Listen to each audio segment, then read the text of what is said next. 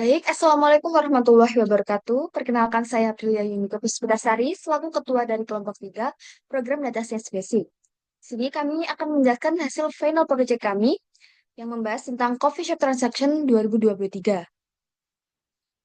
Di sini saya tidak sendiri, saya ditemani oleh tiga anggota saya. Yang pertama, Nur Iksan Hermawan, yang kedua Yuni Kartika Sari, dan yang terakhir Muhammad Mizanul Khair. Dalam pembahasan kali ini, kami membuat terbagi dalam 4 bab. Yang pertama, pendahuluan, kedua, metodologi proyek, ketiga, implementasi dan hasil, dan yang terakhir, penutup. Untuk bab pertama, akan saya jelaskan sendiri. Pertama, latar belakang. Coffee shop merupakan salah satu sektor bisnis yang sangat kompetitif. Dalam industri coffee shop, memahami produk yang memberikan kontribusi terbesar terhadap pendapatan sangat penting untuk menentukan strategi bisnis. Saat ini, coffee shop menghadapi tantangan dalam menentukan produk mana yang paling berkontribusi terhadap pendapatan coffee shop di tiap lokasi operasional. Untuk menyelesaikannya, kami menggunakan dataset transaksi coffee shop tahun 2023 di beberapa daerah di Indonesia untuk dianalisis. Berikutnya, tujuan dari proyek ini yakni yang pertama, mengidentifikasi produk dengan total pendapatan tertinggi di tiap kota. Yang kedua, menganalisis faktor-faktor yang mempengaruhi pendapatan produk seperti kuantitas penjualan, harga per unit, dan diskon. Dan yang terakhir, menyediakan rekomendasi strategis untuk meningkatkan penjualan produk unggulan dan mengoptimalkan diskon agar tetap menguntungkan. Manfaat dari proyek ini ada 5. Yang pertama, peningkatan pendapatan. Dengan fokus pada produk yang paling menguntungkan, perusahaan dapat memaksimalkan kontribusi pendapatan. Kedua, estimasi strategi pemasaran. Data ini membantu perusahaan merancang promosi yang efektif untuk produk dengan potensi tinggi. Tiga, efisiensi operasional. Meminimalkan pemborosan dengan memastikan ketersediaan stok untuk produk-produk unggulan. Yang keempat, peningkatan loyalitas pelanggan. Dengan memberikan perhatian lebih pada produk favorit pelanggan, pengalaman mereka dapat ditingkatkan. Dan yang kelima, evaluasi dampak diskon. Membantu menentukan apakah diskon benar-benar meningkatkan total pendapatan atau hanya mempengaruhi margin keuntungan. Yang terakhir, lingkup project. Proyek ini berfokus pada analisis produk dengan total pendapatan tertinggi berdasarkan data transaksi. Hal ini mencakup pembuatan model machine learning dengan pendekatan unsupervised learning untuk melakukan clustering. Algoritma yang digunakan dalam proyek ini yakni K-means yang bertujuan untuk mengelompokkan produk. Seluruh analisis data dan pembuatan model dilakukan menggunakan Google Collaboratory. Google Gemini digunakan sebagai Large Language Model atau LLM untuk menginterpretasikan setiap klaster hasil prediksi model machine learning. Model clustering akan dievaluasi menggunakan matriks Silhouette Score untuk mengukur seberapa baik pengelompokan dilakukan. Baik, untuk yang berikutnya, bab 2, metodologi belajar akan dijelaskan oleh rekan saya, Mizan. Kepada yang bertugas, saya persilakan. Oke, dilanjut ke bab 2 metodologi project pertama. Next. Next. Oke, pertama-tama dalam metodologi yang kami lakukan itu yang pertama menyiapkan dataset dan juga mengenali terhadap dataset yang kami siapkan tersebut, di mana dataset yang kami gunakan saat ini sendiri terdiri dari 750 data dengan 6 kolom, di mana 6 kolom utama ini terdiri dari transaction date, product name, unit price, total QTI atau kuantitas total, city, dan juga diskon. Next.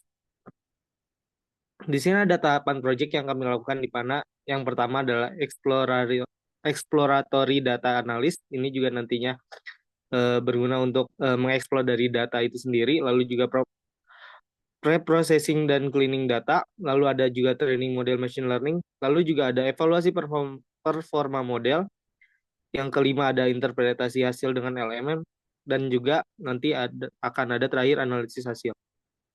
Lanjut. Oke, tools dan teknologi yang kami gunakan sendiri, alat yang digunakan untuk menganalisis data dan juga membuat model sendiri menggunakan Google Collaboratory. Ini adalah platform yang sangat biasa digunakan gitu untuk melakukan model machine learning gitu, untuk membuat model machine learning seperti model untuk clustering, prediksi, dan juga lain-lain. Lalu juga kita menggunakan Google Gemini gitu sebagai tools untuk pembuatan LLM, yang mana Gemini ini juga biasa digunakan gitu untuk eh, pembuatan chatbot dan juga lain-lain. Kenapa kami menggunakan dua tools ini? Itu karena kedua tools ini itu adalah perangkat lunak yang open source atau gratis, sehingga ini bisa mengurangi ketergantungan pada perangkat lunak komersial. Next, dikembalikan lagi ke moderator. Baik, terima kasih. Untuk bab selanjutnya, bab 3 implementasi dan hasil, akan dijelaskan oleh dua rekan saya, yakni Yunika Tikasari dan Nur.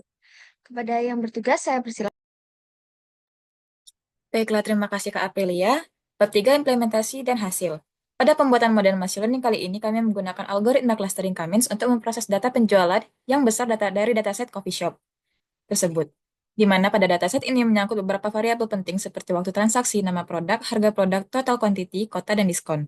Selain itu, pada penelitian kali ini kami juga menambahkan fitur chatbox yang menggunakan Large Language Model atau LLM yang kemampuan untuk mengolah, memahami, sekaligus melakukan generate data jawaban terhadap pertanyaan yang diberikan oleh users kepada chatbox tersebut. Next. Exploration Data Analysis atau EDA. EDA adalah langkah awal yang dilakukan untuk proses analisis dataset ini. Hal ini bertujuan untuk memahami karakteristik dataset, menemukan pola atau hubungan antar variabel, serta mengidentifikasi potensi masalah seperti missing value dan outlier. Hasil dari EDA berfungsi sebagai dasar untuk pengambilan keputusan atau langkah modelan berikutnya. Seperti terlihat, mencari informasi menggunakan df.info, lalu mencari deskripsi menggunakan df.describe. Next. Melihat missing value melalui isNull.sum. Dalam dataset ini tidak memiliki missing value dalamnya. Lalu, menghitung jumlah unik menggunakan unique counts. Pada proses ini bertujuan untuk menemukan data unik pada setiap kolom yang ada. Next. Mendapatkan semua nilai unik dari kolom transaction date. Proses ini bertujuan mengidentifikasi data unik dalam kolom transaction date dan jumlahnya. Next. Mendapatkan semua nilai unik dari kolom product name dan city. Proses kali ini digunakan untuk melihat seluruh data unik yang dimiliki kolom product name dan juga kolom city, beserta jumlah data unik lainnya, untuk memahami dinamika waktu yang mendasari data dan mengambil keputusan lebih baik terkait dengan pemodelan data. Next. Preprocessing dataset. Rekayasa fitur tanggal transaksi dijelaskan menjadi kolom tahun, bulan, dan hari. Tentukan tipe hari dan hapus kolom asli transaction date karena sudah tidak dibutuhkan setelah informasi waktu diekstraksi. Selama melakukan itu, tampilkan 5 baris atas data set pertama untuk memeriksa hasil transformasi. Setelah mendapatkan data yang diinginkan dan menampilkan data frame, untuk memeriksa hasil transformasi, visualisasikan distribusi kolom numerik dalam data frame untuk lebih mudah memahami sebaran data apakah data terdistribusi normal atau memiliki outlier dan mengidentifikasi pola dalam data. Next. Visualisasi kolom numerik. Next. Hasil visualisasi menunjukkan bahwa data tidak memiliki distribusi normal. Secara keseluruhan, data tidak membentuk kurva lonceng dan menunjukkan pola tidak konsisten. Untuk analisis kategori, gunakan Seaborn Count Plot untuk memvisualisasi frekuensi kategori dalam data. Next. Visualisasi distribusi kolom kategorikal. Next. Dari visualisasi product name, lihat Americano lebih banyak dibeli dan sandwich paling sedikit dibeli. Sedangkan dari visualisasi city, kota yang paling banyak membeli adalah kota Yogyakarta, dan yang paling sedikit adalah kota Bekasi. Untuk mempermudah membaca tabel, maka untuk mempermudah membaca tabel, memahami dataset terlebih dahulu perlu dirapikan. Di sini, urutkan dulu berdasarkan yang paling mudah dimengerti menggunakan fungsi columns, kemudian lihat apakah sudah terurut. Jika sudah, maka ganti nama data frame menjadi X atau sesuai dengan yang diinginkan dengan fungsi X sama dengan DF agar memudahkan dalam memanggil dataset yang sudah diproses. Next. Encoding kolom numerik menggunakan one-hot encoder. Kolom product name dan city dipilih untuk one-hot encoding karena berisi data kategorikal dengan perintah X encoded. Subset kolom ini diubah menjadi presentasi numerik one-hot encoded dan hasilnya disimpan dalam variabel X encoded. Next. Hubungan linear antar variabel numerik divisualisasikan menggunakan heatmap. Ukuran visualisasi diatur menjadi 25 kali 20. Korelasi dihitung menggunakan correlation matrix. Heatmap dibuat dengan SNS heatmap menggunakan warna biru sebagai negatif dan merah sebagai positif. Nilai ditampilkan hingga 2 desimal dan garis tipis antar sel meningkatkan keterbacaan. Next. Pemilihan fitur. Proses pemilihan fitur bertujuan untuk memilih kolom-kolom spesifik dalam data frame X yang dianggap penting dan relevan untuk analisis atau pembuatan model machine learning, termasuk kolom hasil encoding kategori maupun kolom numerik. Output fitur calls menunjukkan 750 baris dan 6 kolom, terdiri dari kolom hasil encoding kota. Semuanya bertipe float dengan 750 non-null. Next. Feature scaling. Min-max scaler dipakai untuk fitur scaling dengan perintah mx min-max scaler. Data kemudian ditransformasikan. Langkah ini menstandarisasikan nilai dalam rentang 0 sampai 1 sebelum data digunakan dalam pelatihan model machine learning. Next. Modeling. Model data adalah model abstraksi data yang mengatur berbagai elemen data dan menstandarisasikan cara elemen-elemen tersebut saling berhubungan dengan properti entitas dunia nyata. Model yang digunakan merupakan model K-means untuk melakukan cluster. K-means cocok dengan data numerik yang ada di dataset, unit price, total quantity, sama discount. Cuma dari ketiga itu, yang skornya mendekati 1.0, yaitu city, plus total quantity dengan skor 0,73. Tujuannya untuk memahami pola pembelian di berbagai kota dan mengidentifikasi kota dengan jumlah pembelian tinggi atau rendah. Import library K-means untuk membagi data menjadi sejumlah cluster berdasarkan kedekatan dan meminimalkan jarak antar data dengan pusat cluster. Lanjut inisiasi objek K-means dengan jumlah cluster 2 dan mengontrol centroid dengan menetapkan nilai 0 hasil clustering agar tetap sama jika kode dijalankan ulang. Next. Hasil cluster menunjukkan dua centroid masing-masing mewakili satu cluster. Hasil dari silhouette score 0.033 menunjukkan bahwa hasil cluster yang dihasilkan oleh K-means 2 cukup baik. Next. Elbow method. Looping digunakan dengan range 1 hingga 20 untuk mencoba cluster dari 1 hingga 19 dengan parameter n cluster. Dari grafik, titik elbow terlihat di K sama dengan 5, sehingga jumlah cluster optimal untuk data ini adalah 5. Baik, saya akan serahkan kembali kepada Kak Aprilia. Baik, terima kasih. Untuk yang selanjutnya, evaluasi model bisa dilanjutkan oleh rekan saya, Nur. Kepada yang bertugas, saya persilahkan.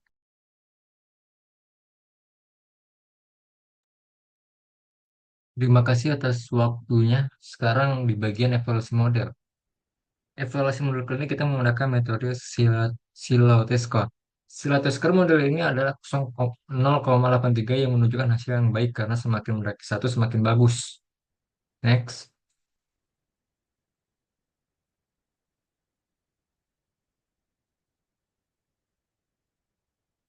Kedua, visualisasi data bertujuan untuk menyederhanakan data kompleks menjadi grafik dan untuk mempermudah pemahaman, analisis, dan pengambilan keputusan. Visualisasi clustering dan centroid setelah PCA 2 dimensi dan 3 dimensi menampilkan pengelompokan dan posisi centroid cluster membantu pengguna memahami distribusi data dalam cluster serta pemisahan antar cluster dalam ruang berdimensi rendah. Next. Dari visualisasi PCA 2 dimensi beserta 3 dimensi sama-sama menampilkan 5 jumlah cluster yang teridentifikasi yang di mana masing-masing cluster diwakili oleh warna yang berbeda dan juga pusat centroidnya divisualisasikan dengan simbol bintang hitam. Next. Label cluster hasil K-means. Label berfungsi sebagai penanda untuk membedakan kelompok data hasil clustering, mendukung analisis lanjutan, visualisasi pola, segmentasi untuk pengambilan keputusan, dan input untuk model lain. Kemudian konversi one hot menjadi grup kategorikal. Konversi one hot encoding ke kategorikal digunakan untuk mengembalikan label asli menggunakan pemrosesan data, evaluasi model, dan interpretasi hasil. Next. Dalam konversi one-hot coding ke kategori yang kami lakukan, kami telah berhasil menampilkan data sekaligus menyederhanakan tampilannya. Pada kali ini, kami telah merubah kembali kolom-kolom yang dimiliki dataset sehingga dalam pembacaannya dapat lebih mudah. Pengurusan di awal year dan di akhir ada cluster. Next. Cek dominasi penjualan. Proses ini dilakukan untuk melakukan pengecekan pada setiap cluster, di mana hal yang dicek adalah dominasi dari setiap produk yang dijual apa saja per cluster. Dominasi data, dominasi kota pada setiap cluster, dominasi hari, serta dominasi bulan pada setiap cluster yang ada. Next.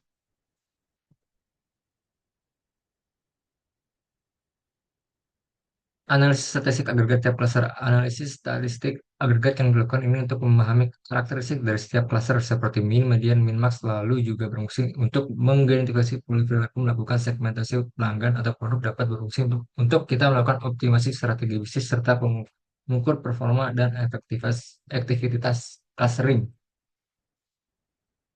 Statistik setiap cluster. Pada proses kali ini kami mengimpor data terkait statistik setiap karakternya. Sebelumnya sudah dicari pada kode program yang mencari nilai-nilai dominan pada setiap clusternya.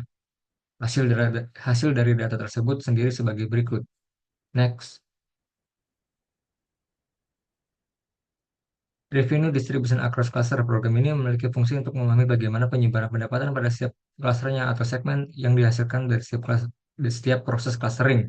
Analisis ini berfungsi untuk mengidentifikasi nilai pendapatan di cluster sehingga pengguna dapat melakukan pengambilan keputusan dalam mengalokasikan sumber daya efisien. Next.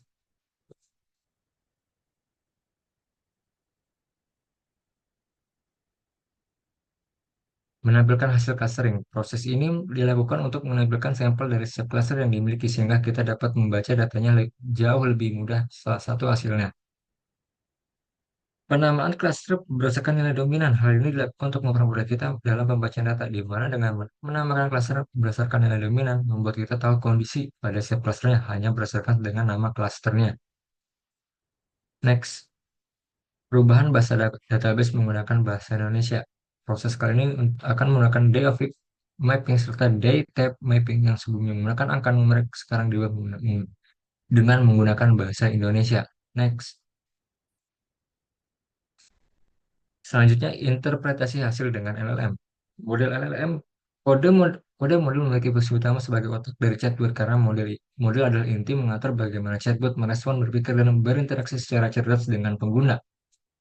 Recursive Character Text Exploiter membaca teks Chroma mengolah vektor teks untuk pencarian, dan Google Generative AI Embeddings menghasilkan representasi numerik dari teks.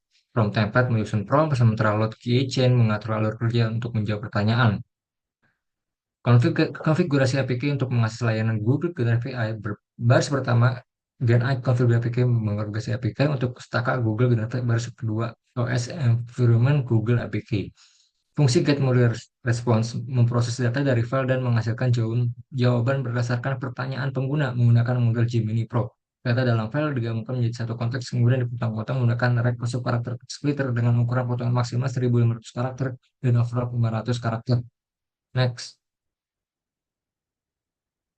Kode ini memproses data embeddings, kemudian mencari dokumen relevan berdasarkan pertanyaan pengguna. Pertama, kode menampilkan jumlah potongan teks dan 5 potongan pertama. Kemudian embeddings dibuat menggunakan model Google Generative Embeddings dan simpan di Chroma untuk mencari dokumen. Kode mengambil hingga 10 dokumen relevan hingga menampilkan potongan teks mereka. Template pertanyaan dan konteks disiapkan untuk memastikan model memberikan jawaban lengkap dan relevan. Model Gemini Pro dimod dengan parameter temperatur 0,3 yang mengontrol kreativitas jawaban alur kerja atau chain dikonfigurasi untuk menggabungkan informasi relevan menggunakan tipe staff dan template prompt yang sudah disiapkan. Next. Untuk mendapat respon dari model berdasarkan dokumen relevan dan pertanyaan yang diajukan, fungsi chain digunakan untuk memproses dokumen yang relevan bersama dengan pertanyaan atau query yang diajukan. Hasil dari proses ini adalah respon yang berisi jawaban yang dihasilkan oleh model dengan menggunakan parameter return only output true, hanya jawaban yang dikembalikan oleh informasi tambahan. Kemudian kode mengambil teks jawaban menggunakan respon get yang akan menampilkan jawaban model. Jika tidak ada jawaban yang dihasilkan, maka pesan default tidak ada jawaban yang dihasilkan akan ditampilkan. Next. Main app. Kode ini mengimpor streamlit untuk antarmuka pengguna. CSV Loader untuk memanjat data CSV dan fungsi Get Model Response untuk menghasilkan jawaban berdasarkan pertanyaan pengguna, memungkinkan aplikasi untuk memberikan respon dari data CSV. Next.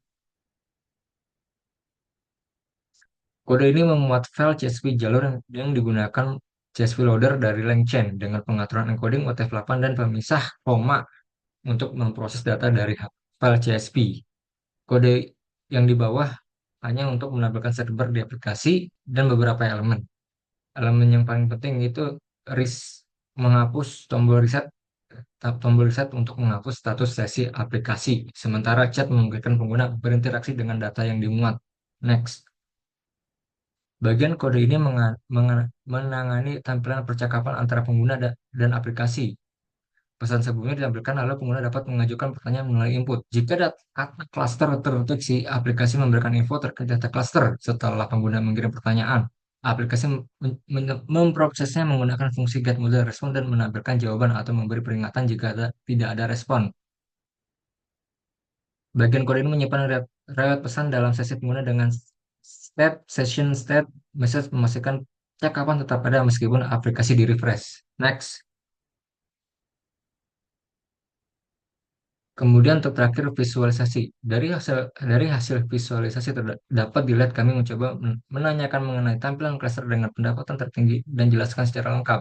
Checkbox merespon pertanyaan kami dengan memberikan tampilan klaster yang kami buat sebelumnya dengan model Kemis, lalu menjelaskan apa hasil dari klaster itu sendiri.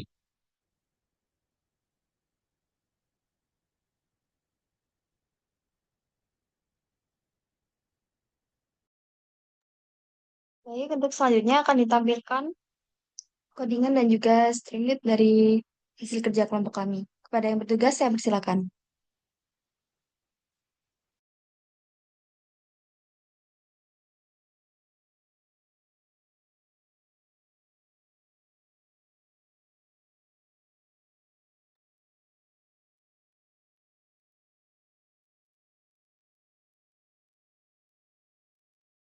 Kali ini saya akan mendemonstrasikan aplikasi Streamlit-nya.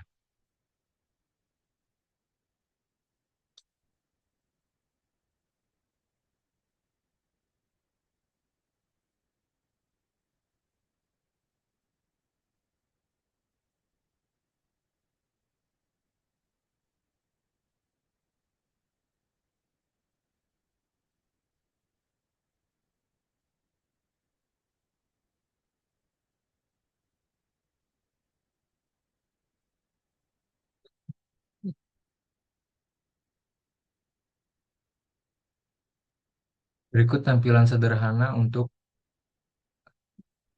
aplikasi website LLM-nya. Saya akan memulai dengan memberi pertanyaan terkait cluster.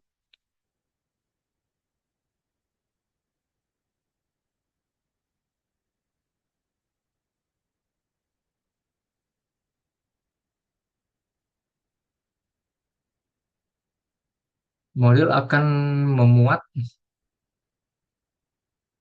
hasil dari pertanyaan tersebut.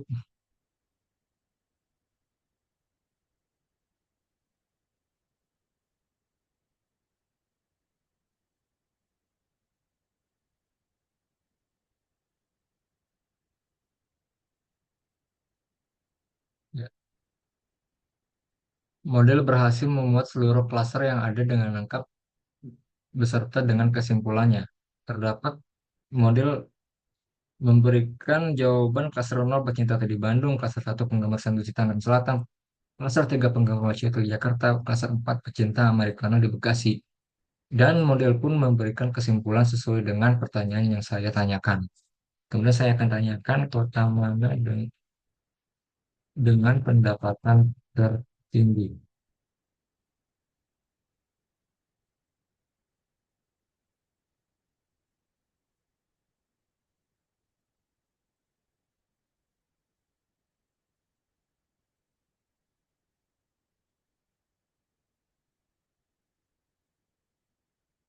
Model menjawab dengan baik, yaitu data yang diberikan kota dengan pendapatan tertinggi adalah Jakarta. Berikut adalah perincian pendapatan untuk setiap kota.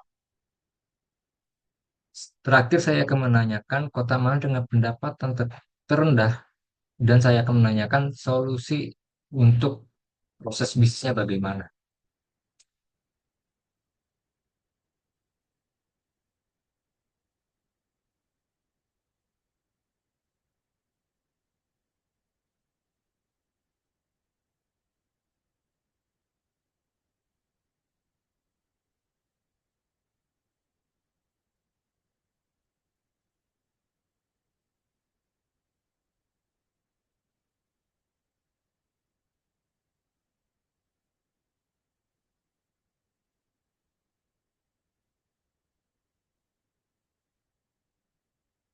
Model menjawab dengan baik.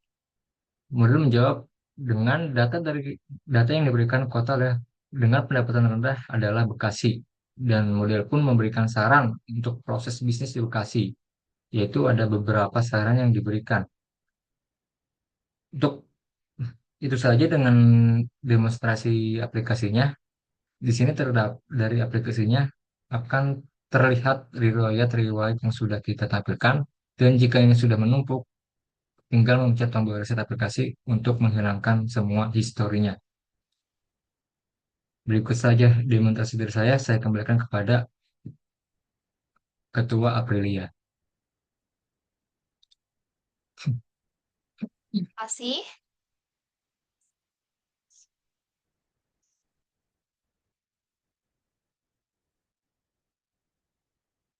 Selanjutnya untuk bab keempat, yakni penutup akan saya jelaskan sendiri.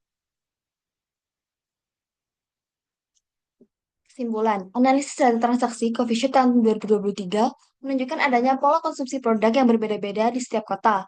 Melalui penerapan algoritma K-means, data berhasil dikelompokkan menjadi beberapa klaster yang mencerminkan preferensi konsumen yang berbeda-beda. Produk teh terbukti menjadi favorit di kota Bandung, sementara macchiato lebih diminati di kota Jakarta. Hasil ini mengindikasikan bahwa faktor geografis, harga, dan diskon memiliki pengaruh terhadap preferensi konsumen. Dengan demikian, bisnis coffee shop perlu menyesuaikan penawaran produk dan strategi pemasarannya untuk memenuhi kebutuhan spesifik di setiap wilayah. Yang terakhir, saran. Penelitian ini memiliki beberapa keterbatasan yang perlu diperhatikan. Pertama, data yang digunakan dalam penelitian ini hanya mencakup data transaksi coffee shop pada tahun 2023.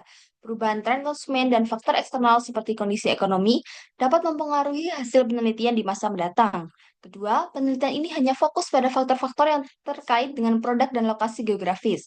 Faktor-faktor lain seperti demografi, gaya hidup, dan pengaruh media sosial juga perlu dipertimbangkan dalam penelitian selanjutnya.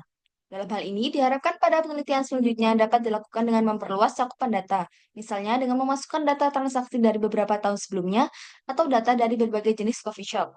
Selain itu, peneliti juga dapat menggabungkan analisis kuantitatif dan kualitatif untuk mendapatkan pemahaman yang lebih mendalam mengenai perilaku konsumen. Mungkin sekian yang dapat saya sampaikan, kurang dan lebihnya mohon maaf. Wassalamualaikum warahmatullahi wabarakatuh.